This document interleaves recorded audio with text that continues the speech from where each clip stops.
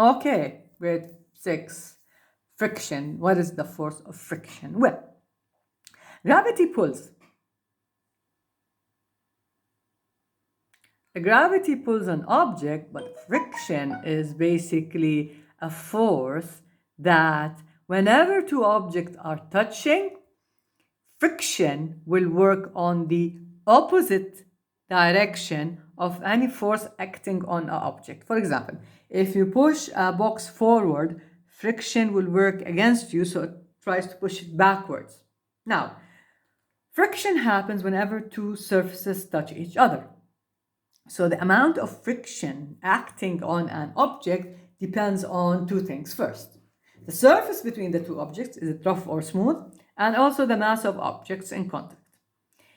A rough surface will have more friction, smooth will have less friction. More mass means more friction, less mass means less friction. And also, the force by which you act on an object has to do with how much friction you produce. Now, look at this diagram. This is the direction of the motion or the movement. Now, this is the pushing force. Note that friction acts in the opposite direction of the force. Same thing here. When you try to push a lorry or a trolley or mow on the grass, you try to push the cart forward. Why? Friction, which is when two objects touch, actually would work on the opposite direction. Now, this is a natural phenomenon. You cannot stop it, but you can change the amount of friction by changing the mass or changing the surface you work with. For example, and here you have low friction because you have smooth surface and small push. While here you have higher friction because you have two factors working here, rough surface and big push. So you have to decide. Whenever you want to decide what friction you have to do, you have to decide on the surface, mass, and the force you need to work with on a certain object. It shows you here. It has more contact points here, so you have more friction. But you have less contact points here, so you have less friction. Anyways, rough surfaces have more friction than smooth surfaces.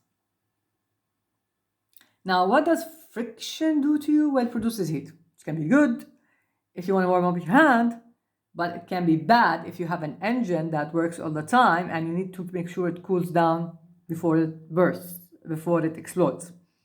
It causes wear and tear, which means whenever friction is working in two objects, it can break it down.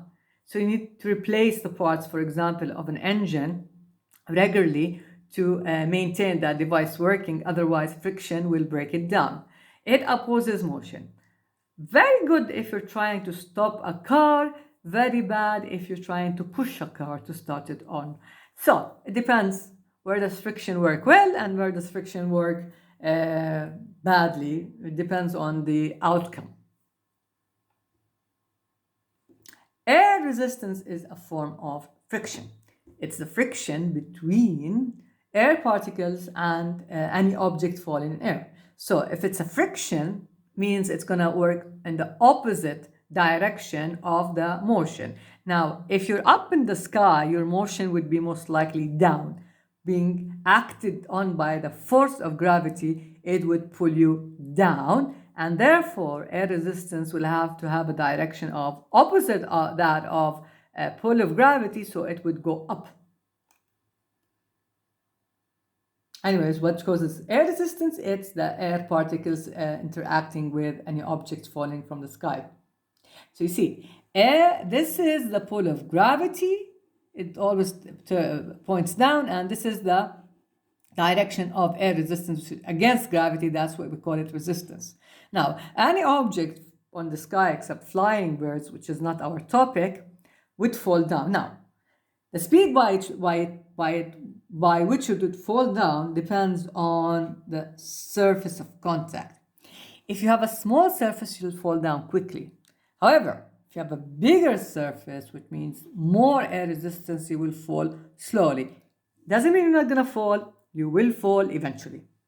But if it's going to be a slow fall or a big or a very fast fall, depends on the surface area, which means the contact points between the object and air particles.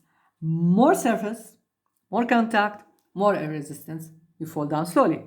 Less surface, less contact point, you fall down very, very quickly and mostly wouldn't live to tell about it. Anyways, yeah, this is the concept of parachutes and also concepts of planes and how birds fly. Whenever a bird flies, it extends its wings, so it have more surface area. However, if it want to land, it sort of like decrease its wing extension, so it would move down to Earth. Now, in this experiment, you have two factors. You have two sheets of paper, same size, same type, same weight, same mass. And what you do is you fold one into a ball while the other one you keep it up unfolded. Now, which one would you expect will fall faster? The folded paper or the unfolded one? Well, you can take a look at this or B. Look at the surface area. This has much more surface area, much more bigger surface area. This has less surface area. So basically you have less contact points, or you have more contact point at this paper and less contact point at this paper or the folded paper. So for sure, this one will have more air resistance, so this one will fall faster. Now, what if you don't have air resistance?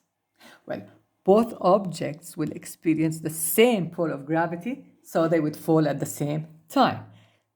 Now, this is a famous experiment, by the way, done by a scientist called Galileo. He wanted to show that regardless of the mass, if there was no air, all objects will fall at the same speed because they are pulled by the same force, gravity force. Well, not a lot of people were convinced. However, eventually we went to space, and actually his theory was proven right, that whenever there is no air, objects will fall at the same speed because they experience the same pull of gravity. So air resistance actually does make a difference in the movement of objects. Now, if you're gonna launch an airspace or try to study how cars hit a wall or hit other cars, you draw a pattern. Now, for objects that fly up in the sky, we draw a pattern falling because we want to know, for example, how to make them faster or slower. So we draw a pattern. Now, a falling object actually moves very, very quickly. So to be able to observe it and studying, we use a special camera that takes picture in slow motion, and then we study the pictures one by one to figure out what we want to do about them. Do we want to make it slower, faster? So these images actually help a lot, and we call that patterns of falling, or actually patterns of motion, which helps a lot in engineering to see, for example, how a plane works, how a helicopter works, and etc. Now, that's basically it. If you have any questions, please don't hesitate to email me. Thank you very much.